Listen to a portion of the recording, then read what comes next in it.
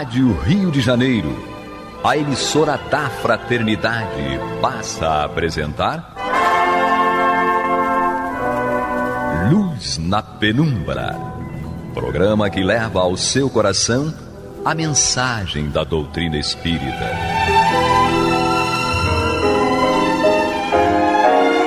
E agora, com vocês, Aloísio Guigino, Fátima Miranda e Eduardo Araújo, para o estudo da obra O que é o Espiritismo, de Allan Kardec. Nossos abraços, amigos ouvintes da Rádio Rio de Janeiro, emissora da Fraternidade. Estamos aqui dando continuidade ao nosso estudo, à nossa conversa, à nossa busca de entendermos melhor o que é o Espiritismo, o que é a obra que nós estamos tratando. Nós estamos no capítulo 2, Noções Elementares do Espiritismo, e nós estamos no tópico Consequências do Espiritismo, que começa no item 100.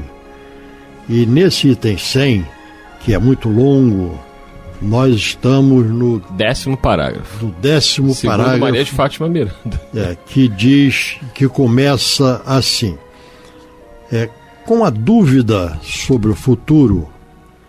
Então, eu aqui estou com Aloísio, comigo, Eduardo Araújo, e com Maria de Fátima ela, Miranda. Maria de Fátima Miranda, que se ausentou psiquicamente, certo, do nosso ambiente. Que Jesus nos conduza. Voltou. Certo? Voltou e já saiu de novo. Vamos lá. Então, aqui nós começamos com esse 11º parágrafo, né? Que diz assim: com a dúvida sobre o futuro, o homem acabrunhado nesta vida pelo desgosto e pelo infortúnio, não vê senão na morte o termo de seus sofrimentos, e assim, nada esperando, procura pelo suicídio a aproximação desse termo. Sem esperança no futuro, é natural que o homem seja afetado e se desespere com as decepções por que passa. Os abalos violentos que experimenta repercutem-lhe no cérebro e são a fonte da maioria dos casos de loucura. Olha, nesse parágrafo que nós estamos lendo aqui, tem vários pontos que nós devemos ressaltar. O primeiro deles é com a dúvida sobre o futuro. Nós, independente de sermos espíritas, nós somos espiritualistas. E todo espiritualista, de várias outras correntes religiosas, eles creem na imortalidade da alma. E nós somos espíritos que estamos encarnados. E se somos espíritos imortais, para o espírito a vida continua. Não a vida física, mas a vida espiritual. E a vida física, ela nos traz, né, na nossa convivência, muitas dificuldades.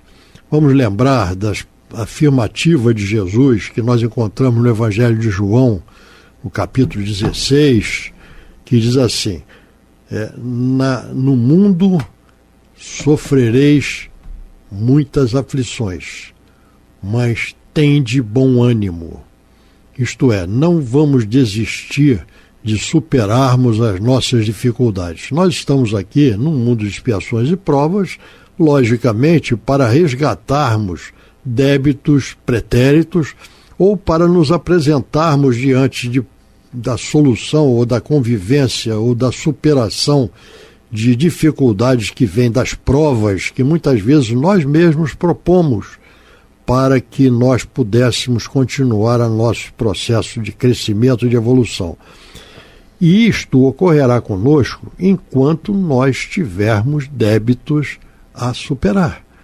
Porque enquanto nós tivermos a necessidade de reencarnarmos, nós temos débitos a superar, até que nós alcancemos a situação de espíritos puros, quando nós iremos então trabalhar na obra da criação sem mais esses débitos, e esses débitos determinando sofrimentos, aflições para cada um de nós. Vamos lembrar que no Evangelho segundo o Espiritismo, Kardec temos um capítulo 5, que é o maior capítulo do Evangelho, que Kardec denomina, tem por título, Bem-aventurados os aflitos. Quando nós vamos às bem-aventuranças, nós vemos que não existe nenhuma bem-aventurança narrada por Jesus que seja bem-aventurados os aflitos, mas todas as bem-aventuranças que se reportam às nossas aflições foram utilizadas num coletivo por Kardec nesse capítulo 5, Bem-aventurados os aflitos. Então nós não podemos esperar da vida física um spa, certo? Uma colônia de férias. Não. Aqui é um local de trabalho no nosso processo evolutivo. E esse processo evolutivo, ele tem um remédio que é muito desagradável para todos nós, que chama-se dor, certo? Então a dor é um grande remédio que nos impulsiona a tentarmos mudar em cada um de nós aquilo que nós ainda somos portadores, para que não necessitemos mais de tomar esse remédio. Quando nós temos alguma doença, seja ela qual for, nós somos medicados. Enquanto estivermos doentes, nós tomamos o remédio. Quando nós superamos aquele momento de dor, nós paramos de tomar o remédio, porque o remédio não é mais necessário para aquela situação. É a mesma coisa com o nosso sofrimento. Enquanto nós não superarmos aquela dificuldade, nós teremos a dor conosco. Nós teremos o sofrimento, que é a maneira como nós vivenciamos a dor. Então, temos que ter sempre a esperança no futuro, e essa esperança no futuro vem de uma certeza de que depende de nós ultrapassarmos esta situação de dificuldade que nós estamos vivenciando. Essa é a realidade em que nós nos encontramos. Conforme Kardec coloca aqui, essa frase diz tudo, né? Sem esperança de futuro, é natural que o homem seja afetado e se desespere com as decepções por que passa. E ele diz, os abalos violentos que experimenta repercutem no cérebro e são a fonte da maioria dos casos de loucura. Então, olha o quanto que o emocional afeta o físico, né? A pessoa pode efetivamente enlouquecer. E isso vale para todos nós, gente. Você que está aí nos ouvindo, né? A gente está lendo aqui, parece que isso é uma coisa para os outros, né? Não. O espírito Manuel Filomeno de Miranda, no livro Nas Fronteiras da Loucura, psicografia de Divaldo Pereira Franco, logo no prefácio, na introdução do livro, ele vai dizer o seguinte, que a linha que separa, né, que medeia, ele usa o termo medeia, a linha que medeia a sanidade da insanidade é muito tênue. Qualquer um de nós, dependendo dos acontecimentos da vida, pode vir a enlouquecer, a surtar, literalmente.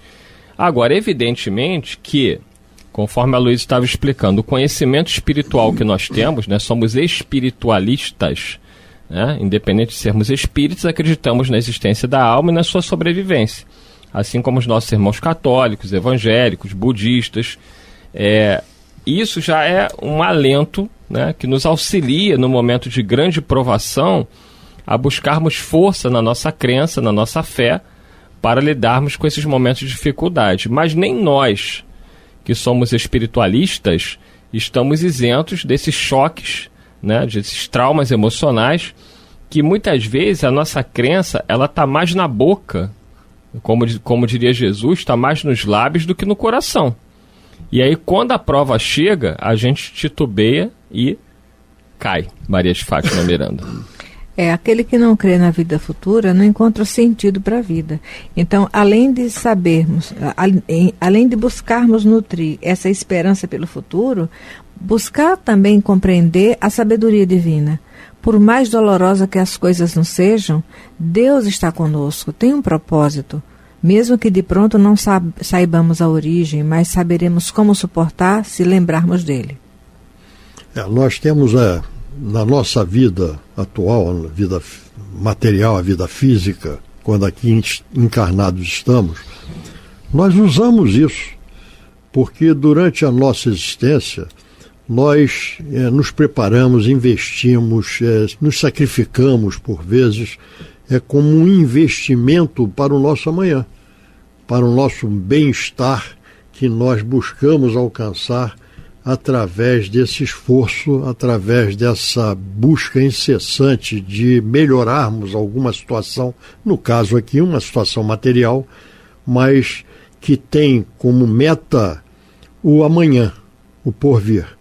E quando nós paramos e refletimos que nós somos espíritos imortais, nós temos que agir da mesma maneira, certo? Aqui nós temos que investir nos nossos valores morais para que tenhamos um amanhã o mais possível de paz, de harmonia e de felicidade, porque é a nossa destinação. No Livro dos Espíritos, quando nós verificamos o objetivo da reencarnação, nós vemos que é nós caminharmos para a nossa destinação, que é a perfeição. Então todos nós caminhamos para isso. Mas a espiritualidade continua na sua resposta dizendo, mas para tal há que passar pelas dificuldades da vida física. Então a vida física nos apresenta desafios, nos apresenta muitas vezes situações dolorosas, situações de grande dificuldade, mas tudo dentro da nossa capacidade e da nossa necessidade. Então, nós estamos aqui para vencermos, todos nós. Ninguém reencarna para falir, ninguém reencarna para perder-se, certo? Espiritualmente, não.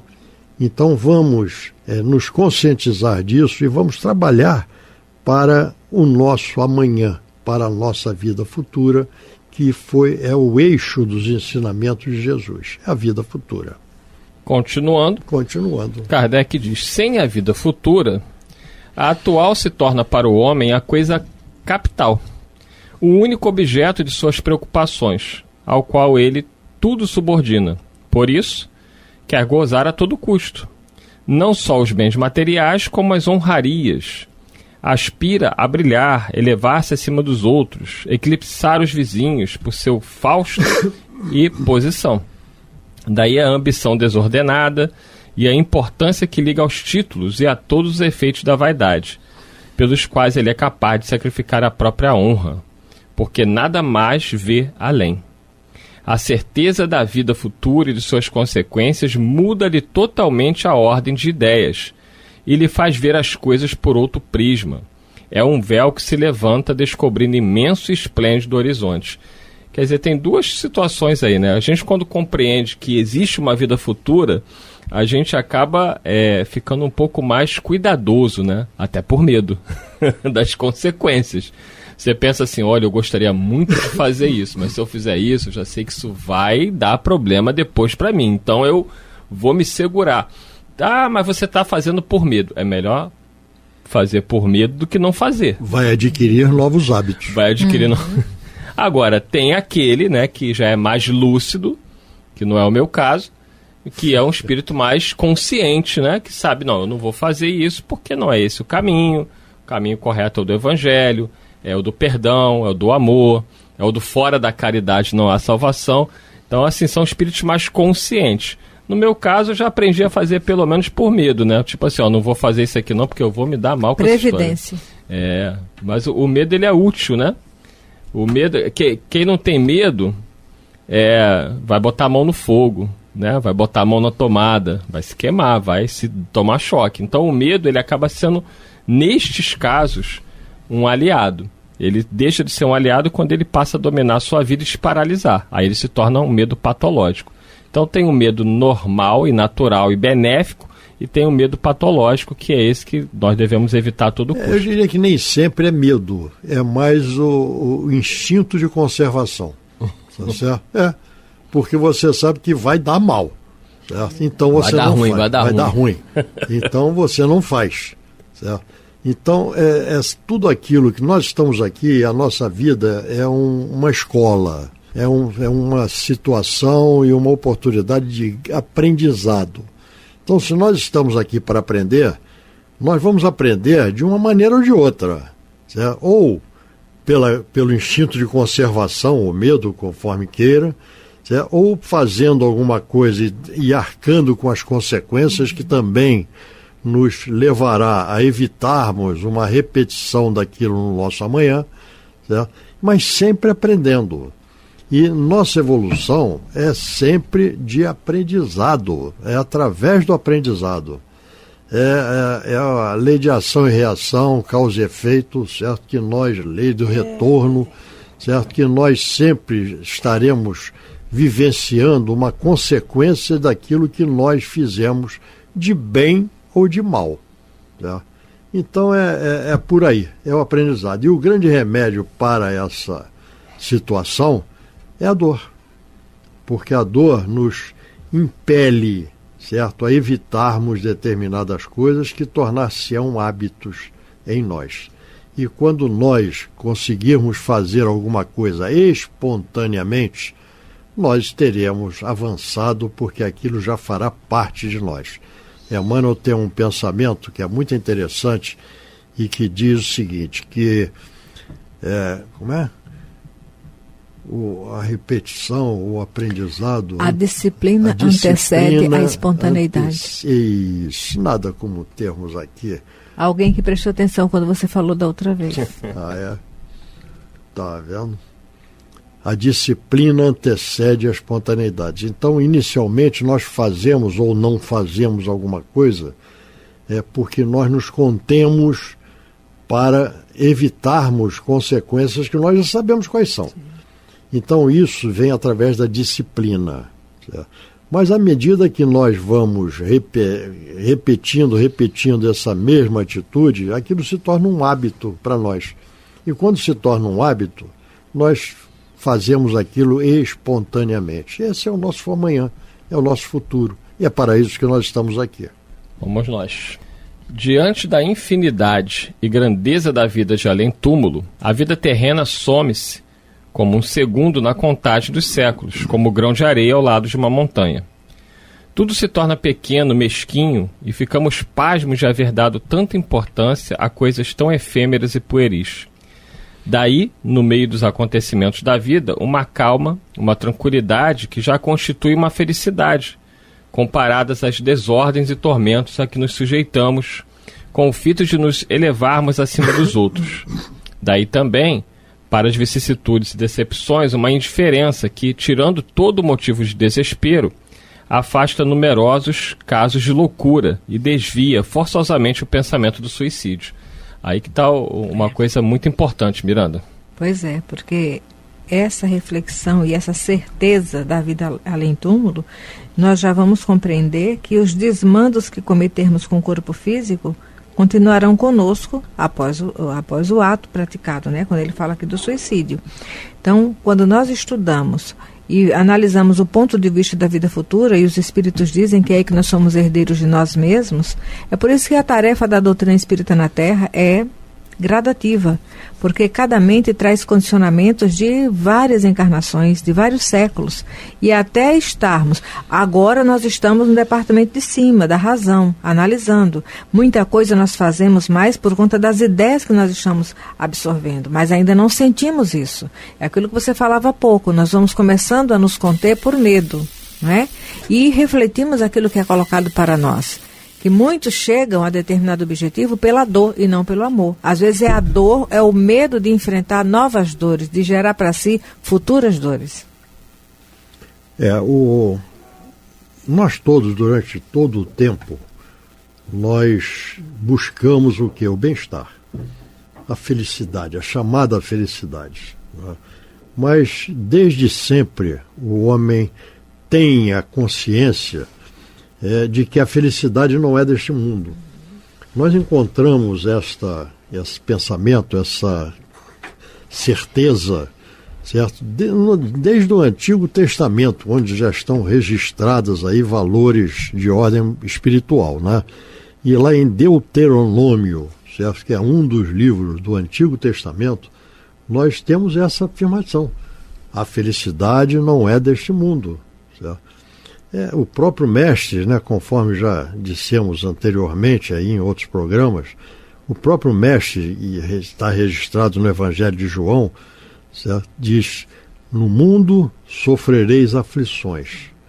Tende bom ânimo, isto é, em outras palavras, as dificuldades fazem parte do nosso caminhar para o aprendizado, é um incentivo para o aprendizado. Mas nós temos que ter conosco a certeza de que tudo aquilo que nós vivenciamos de desagradável, nós temos condições de superar. Então aqui fala, inclusive, nessa questão aí do desespero, certo? Do suicídio, certo? Porque nós estamos vivendo apenas a vida material.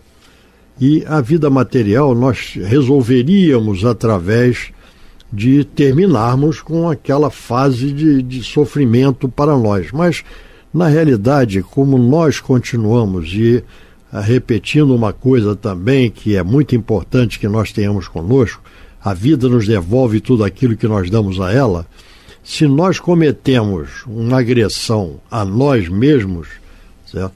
Nós receberemos uma contrapartida que será mais desagradável ainda do que aquela que nós deixamos de lado na busca da superação.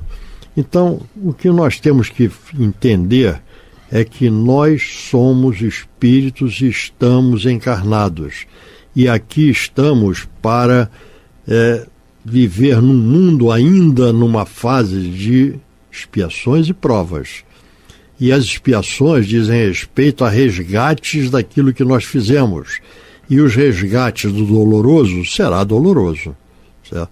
E as provas que nós, muitas vezes, alguns de nós, estão aqui também passando por momentos tormentosos, para que possam demonstrar que já estão aptos a crescer e a não mais necessitar daquelas situações, todas essas situações são dolorosas. A dor estará sempre presente, é aquilo que nós aprendemos, né? A dor é obrigatória, a dor é um incentivo, a dor é um remédio, certo?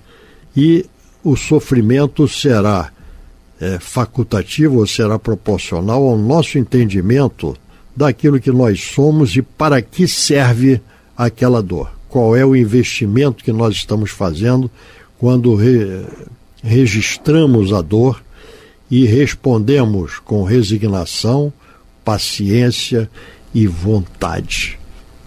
Muito bem. Então, continuando aqui. Faltam aí 2 minutinhos, vamos ler só mais um parágrafo. Então para aqui, porque, para aí? Para aqui, porque esse negócio aqui, porque as considerações que vocês ainda podem fazer aqui são muito ricas. Então aguardamos as considerações de Maria de Fátima Miranda quando falta 1 minuto e meio para encerrar o programa. As considerações? É tudo que nós já falávamos, né?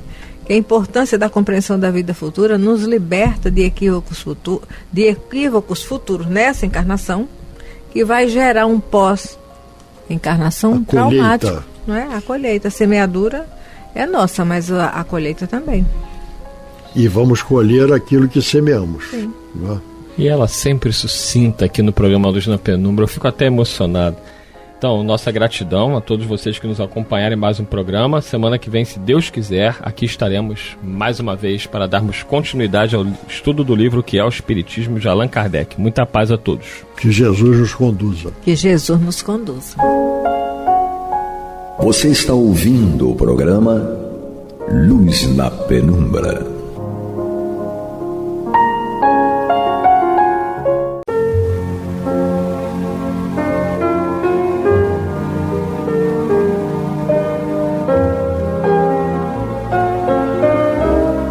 A Rádio Rio de Janeiro está levando ao seu lar e ao seu coração a mensagem consoladora da doutrina espírita, através do programa Luz na Penumbra.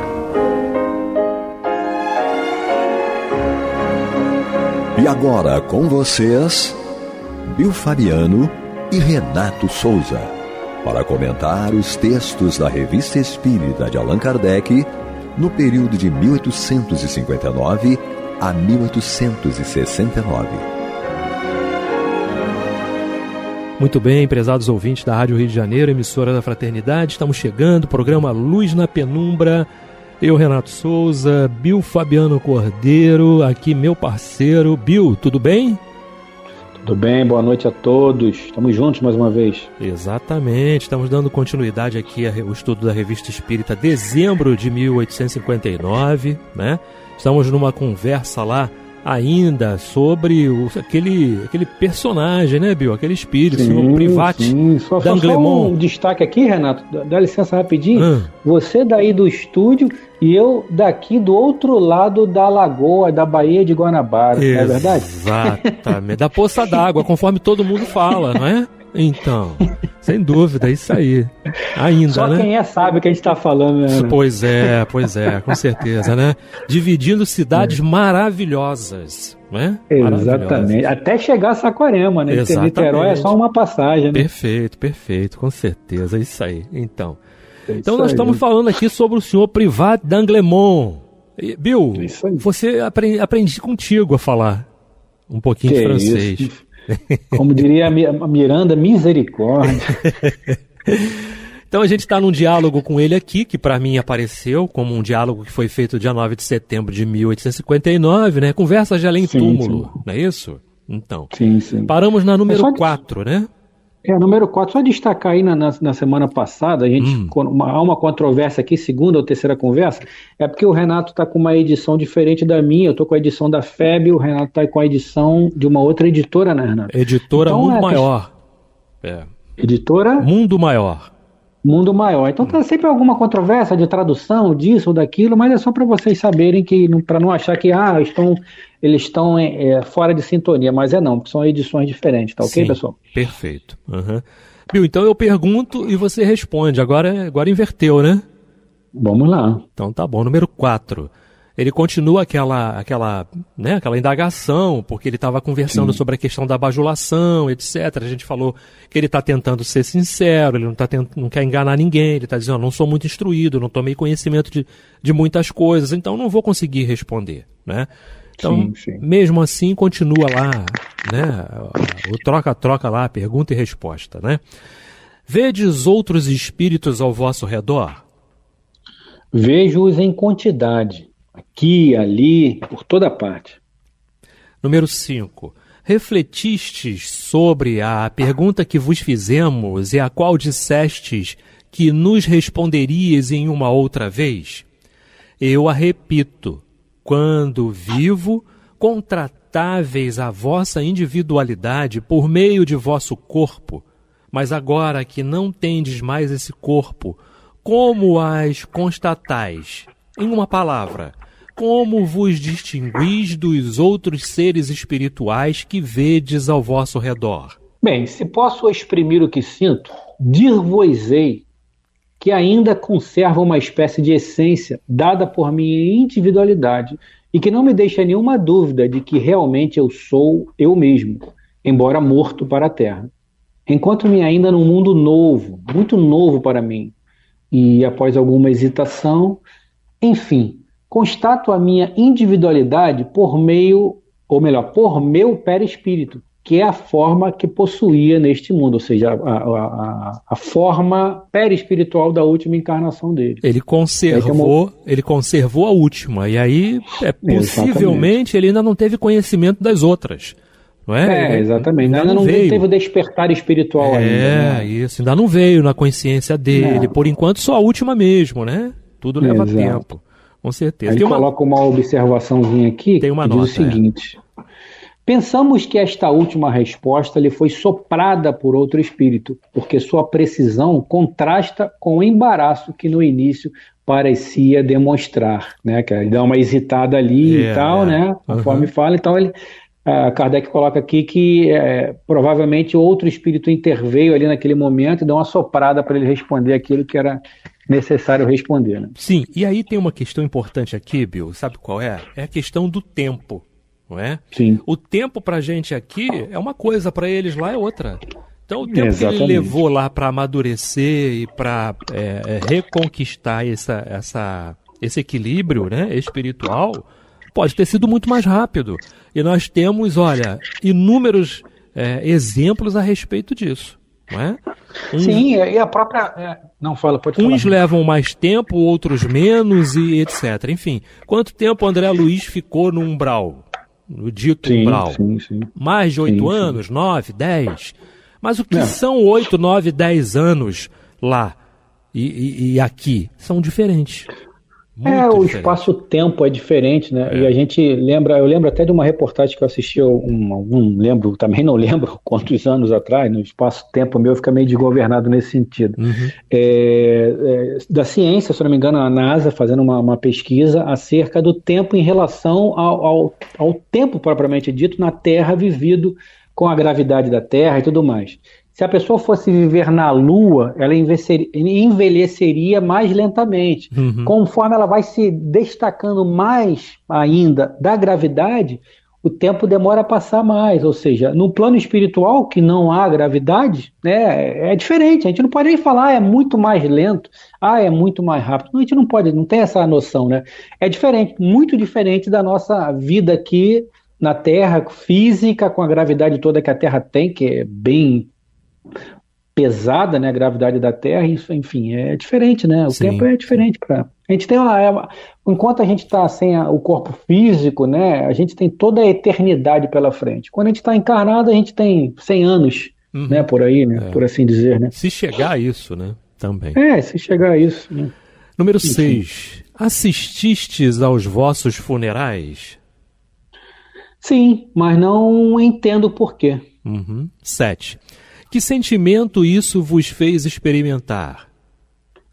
Vi com prazer, com muita satisfação, que deixando a terra, nela deixava muitas mágoas, né? Dá para ver até pela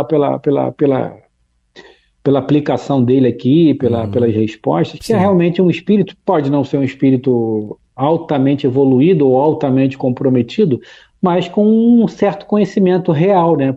Porque ele fala que vi com prazer, né, com muita satisfação, que deixando a terra, nela deixava as mágoas. Ou seja, já tem esse despertar, né? Porque muitos espíritos, ao contrário, né, tornam-se obsessores, permanecem guardados lá, ou presos ao passado, né? Enfim, mas ele não.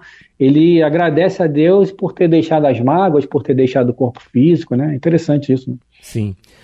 Número 8. De onde vos veio a ideia de vos dizer anabatista? O Bill vai até relembrar aí o que é o anabatista, né?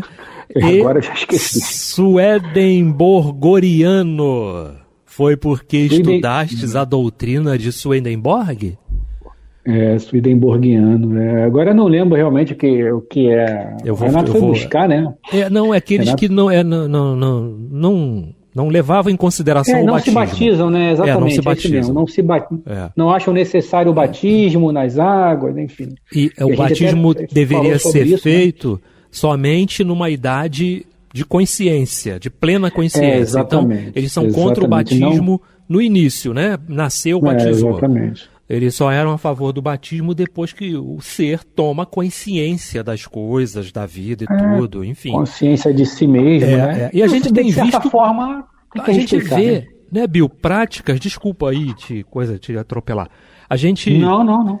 A gente vê muito disso ainda, né? Mesmo que não sejam classificados como anabatistas, mas pessoas que são, nunca fui batizado. Mas por quê? Não sei. E aí é batizado com 20, 30 anos de idade. Né? A gente vê muito disso, né? E às vezes com a idade da adolescência também. Exato, há pessoas que são batizadas na Igreja Católica, que é uma imposição, né, da igreja. Se você não for batizado lá, seria em casa na Igreja Católica. Sim, né? Não pode ser padrinho, né? Também, não pode ser nada. Ok, beleza. Tá? A gente tem que seguir a linha porque são os governantes mesmo da Terra, não tem como fugir disso. Né? Mas as pessoas são batizadas na Católica e mais para frente, a André, por exemplo, é um exemplo disso, né? A minha ex-esposa, ela foi batizada na Católica, como qualquer um de nós, mas teve uma data lá que ela foi batizada na Universal, né? que é uma data até marcante para ela, que é o 5/11, né? Que foi quando ela resolveu se batizar realmente de espírito, né? Em Sim. espírito, Sim, realmente, porque quando você é criança ali, meu amigo, eu vou para lá, vou para cá, não quero nem saber meu pai que está indo, minha mãe que está levando, ok. Mas quando você conquista a fase adulta, que você, como você falou, né? Eu acho que a filosofia deles é bastante interessante, a anabatista, porque é o momento em que você realmente está preparado para ser batizado em espírito, como dizem, né? Ou seja, a transformação é real, ela começa de dentro para fora. Sim, né, sim, Renato? perfeito. E aí ele responde, né? Foi uma de minhas ideias excêntricas, entre outras, né? Essa Exatamente. questão desse comportamento anabatista e swedenborgoriano. Opa, falei sem errar, hein, Bill? Número 9, vamos lá. Que pensais da pequena notícia necrológica publicada sobre vós em Le Pays? A resposta diz o seguinte: deixais-me embaraçado, pois se publicardes essas comunicações na revista, por certo, dareis prazer a quem a escreveu. Quanto a mim, para que elas foram feitas, direi o quê? Que são frases bonitas, nada mais do que frases bonitas. Legal. Número 10. Retornastes algumas vezes para ver os lugares que frequentastes quando vivo e os amigos que deixastes? Sim, e ouso dizer que ainda encontro nisso certa satisfação. Quanto aos amigos, eram poucos sinceros. Muitos me apertavam a mão sem ter a coragem de dizer que eu era excêntrico e por detrás me criticavam e me tratavam de louco. Caramba, já existia isso nessa época? Desde sempre, né, Bill? Desde que o mundo é mundo, né? Então, desde que o mundo é mundo, né? Jesus já fazia o alerta, né? Para você não falar raca, não desprezar, né? E tudo mais. Ele já falava sobre isso, né? Com certeza, tá? Então, o excêntrico é aquele que está desviado, né? Ele tem um comportamento à parte. É mais ou menos esse o significado, né, Bill? Exatamente. Você diante de uma comunidade, diante de uma comunidade, né, que tem aqueles padrões, né? Os padrões somos nós quem fazemos, a coletividade que faz os padrões. Não quer dizer que esses padrões sejam melhores ou piores, enfim, você está categorizado fora de um padrão estabelecido por uma sociedade, que não quer dizer nada, na verdade. A pessoa tem que ser o que ela é. Obviamente você não pode ter um jeito, o meu jeito é assim mesmo, e você sai apedrejando os outros, sai beliscando, dando chute, isso não é legal. Agora, se você tem a mesma coisa a moda da roupa, a moda agora é você botar uma calça quadriculada e uma camisa de bolinha. Meu irmão, essa moda vai ficar 200 anos que eu não vou usar isso. Não tem esse negócio de moda. Uma moda ridícula dessa, tu vai usar um troço desse? Calça quadriculada e camisa de bolinha? Então não faz sentido. Não fica bem, isso, não fica muito bem, né? Usando isso. Não dá. Então, acho que é mais ou menos, a excentricidade é mais ou menos isso. Você tem um padrão estabelecido ali e você não se encaixa nesse padrão. O problema é dele, problema da sociedade, cada um tem a sua individualidade. É porque, na verdade, assim, eu acho que, né, pessoalmente pensando, eu, Renato, Andréia, a Fernanda, o João, o Léo aí na rádio, o Eduardo, a Miranda, a gente vive, obviamente, dentro de um padrão de sociedade ali bonitinho, não que a gente maquie o nosso eu, não que nós sejamos, digamos, pessoas enganadoras, não. Mas a gente anda numa linha, por exemplo, eu não vou fazer as minhas manias para o Renato ver, mas o que eu quero dizer é que entre nós, a nossa vida, você com você mesmo, você tem as suas manias, você tem as suas vontades, mas não quer dizer que você vai expô-la, né? São coisas pessoais suas. Eu gosto de ver televisão de cueca e de meia de cabeça para baixo. Ok, isso é problema seu. Sim, perfeito. Renato não está dando problema para ninguém. Ou o Renato, o Renato gosta de assistir TV comendo banana na mão esquerda e uma maçã na mão direita. Qual o problema? É dele, né? Não vai tornar o Renato melhor ou nem o pior, você vai gastar mais fruta. Ao invés de comer vai comer duas. Sim. E tá tudo certo. Com certeza. Estamos no programa Luz na Penumbra. Eu, Renato Souza, meu parceiro Bill Fabiano Cordeiro. Revista Espírita Ano Ímpar, dezembro de 1859. Ainda temos muita coisa de dezembro aqui para trazer, Bill. Né? Kardec deixou um monte de resposta para dezembro de 1859, hein? É verdade. Para não virar o ano, né? Ele disse, dezembro ficou realmente num volume muito, né? Muito grande, né? Vamos acumular tudo, né? Com certeza. Igual janeiro, né? Janeiro também foi bem grande. Foi bem grande, sem dúvida, né? Foi a sobra de dezembro. Foi a sobra de dezembro. Não deu, não coube, não deu tempo, né? E aí vamos jogar para janeiro, com certeza. E aí ele continua aqui na número 11, dizendo o seguinte, olha, para onde pretendeis ir em nos deixando? Esta não é uma pergunta indiscreta, mas para a nossa instrução. Bom, aonde irei? Vejamos. Uma excelente ideia. Vou me conceder uma pequena alegria. Uma vez apenas não cria hábito. Farei um pequeno passeio. Visitarei um quartinho que me deixou na vida lembranças muito agradáveis. Sim, é uma boa ideia. Ali passarei a noite à cabeceira de um pobre coitado, um escultor que esta noite não jantou e que pediu ao sono o alívio para sua fome. Quem dorme, janta. Pobre rapaz, fica tranquilo, irei proporcionar-te sonhos magníficos. Já buscou o que fazer, né? É legal, né? Ele vai visitar algo que ele guardou um sentimento, né? Que ele guardou uma relação, né, Bill? Bacana. E é justamente o que acontece com todos os espíritos, né? Ele não é só desencarnado, não. É quando você vai dormir também, né? Quando você está desdobrado, sem dúvida você vai visitar esses lugares, né? É porque a gente não lembra, né? Sem dúvida. Número 12. Não se poderia saber onde mora este escultor para que se o pudesse ajudar?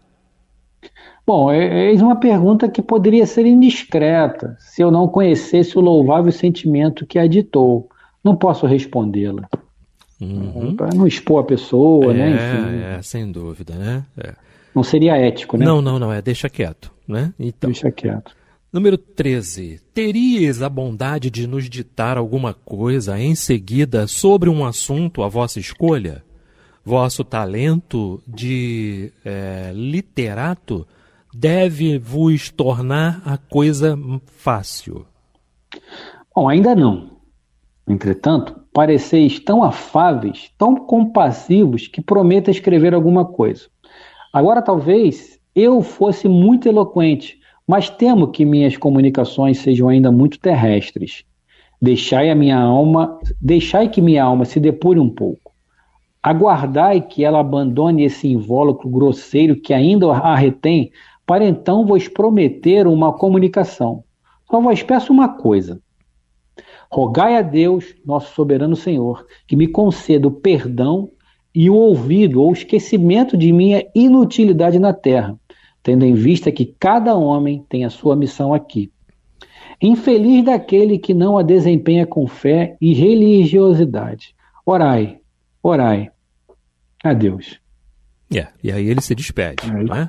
Se despede e termina a conversação aí. Sim, depois tem uma conversa, uma pequena conversa, né? Uma pequena conversa aqui que a revista publica. Dá tempo de trazer essa pequena conversa? Eu vou trazer e depois a gente faz um comentário aqui antes de terminar o programa, né? Então ele vem dizendo assim nessa terceira conversa, Bill. Estou aqui há muito tempo. Prometi dizer alguma coisa. Eu direi.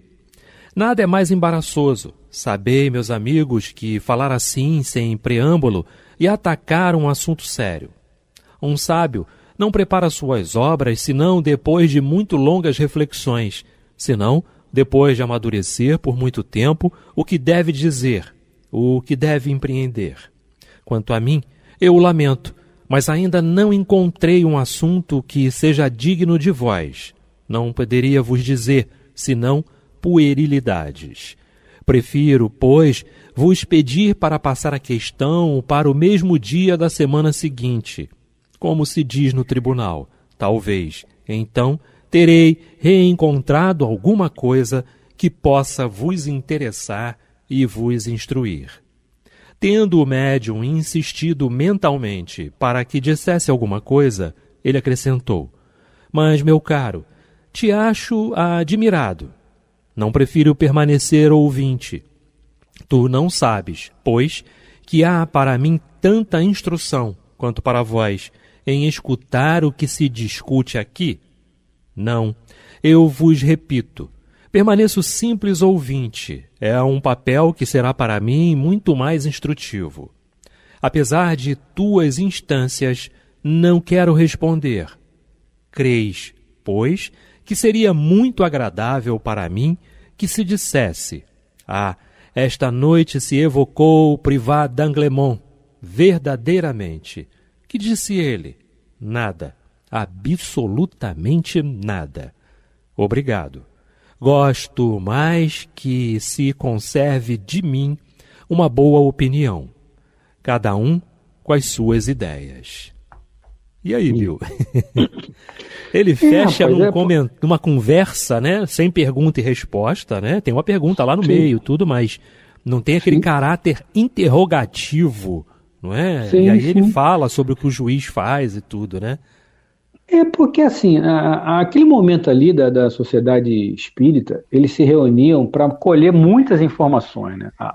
Eles estavam promulgando ainda a doutrina, estavam ratificando uma doutrina nova, uma coisa inovadora ali para muitos, bizarra para outros. Enfim, então tudo era muito novo. Então, eles tinham que colher muitas informações dos espíritos. Então fazia-se isso muito, né, Renato? Muitas perguntas, muitas reuniões com os espíritos. Só que o d'Anglemont, para ele já tinha falado tudo, não tem mais nada para falar. Vou falar o quê? Vou inventar coisas? Né? E como o sentimento da galera que organizou a codificação era sempre de pesquisar, de ratificar, sabe, da quantidade que Kardec fez a mesma pergunta para vários médios em diversos pontos da Europa, comunicações dele com o Brasil, a gente sabe tudo isso, né? Quem assistiu, quem lê a doutrina, sabe disso, quem assistiu o filme do Kardec. Então eram muitas fontes de coletas de informações, muitas conversações, muitas perguntas com muitas respostas. Então, acho que faz parte, né? Você tá ali, tá no afã de descobrir coisas. Então, eu e o Renato aí estão perguntando um monte de coisa. Fala mais alguma coisa aí. Eu falo o quê? Sei lá, qualquer coisa. Vai falando, a gente tá anotando aqui, a gente tá escrevendo. Enfim, aí o espírito, não tem mais nada para falar, pô. Tudo que eu falar agora vai ser pueril, não tem, né? O que eu tinha que falar, já falei, tá tudo certo, né? Realmente esgotou tudo que tinha para falar. Quando a gente está fazendo um trabalho de classificação das mensagens, né, que chegam psicografadas, dos recados que chegam, existe uma questão importante que a gente classifica como depoimento. E aqui se encaixa muito nisso. Ele deu um depoimento, não é? Dele, né? De como ele queria ser visto, não é isso? Independente de todo o interrogatório que era submetido, né? Uhum. Mas ele demonstrou aqui, Bill, nesse depoimento, uma clareza, né? Já mais firme do que tinha antes, do que tinha no início, né? Sim, total. É um desprendimento mesmo, né? Eu acho que como espírito... Uma lucidez, essa é a palavra melhor, né? Uma lucidez melhor. Uma lucidez. Mas meu cara, eu te acho admirável, prefiro ficar com... O cara fala, não, prefiro ficar como ouvinte, né? Ou seja, ele também quer aprender, né? Uhum. Ele tem um afã e todos nós temos necessidade de aprender, né? Sim. Então, eu já falei tudo, já falei o que eu tinha que falar, ou seja... Já instruir, seja de forma positiva ou de forma negativa, ele está levando uma instrução. Uhum. Que você aprende de todas as formas. Você aprende dando bons exemplos, ou melhor, você ensina de todas as formas. Você ensina dando bons exemplos e ensina dando maus exemplos. Sim, né? Perfeito. Chegamos ao final, Bill. Chegamos ao final de mais um Dois na Pergunta. Chegamos ao final. Estourou, Renato. Um beijo no coração. Abraço a todos. Semana que vem a gente está de volta, tá? Muita paz.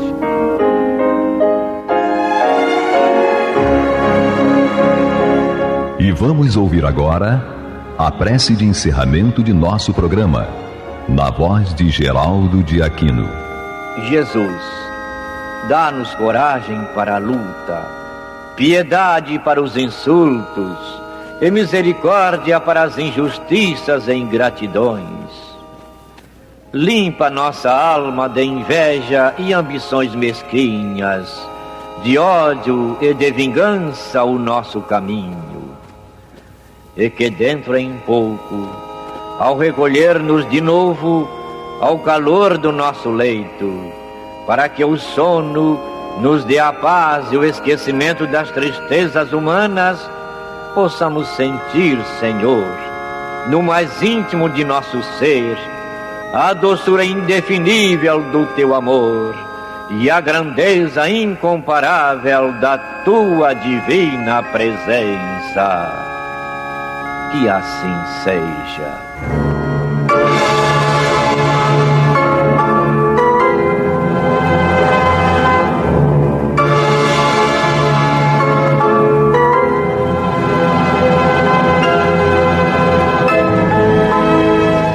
Acabamos de apresentar o programa Luz na Penumbra, que voltará a ser apresentado na próxima segunda-feira, às 21 horas, nesta emissora.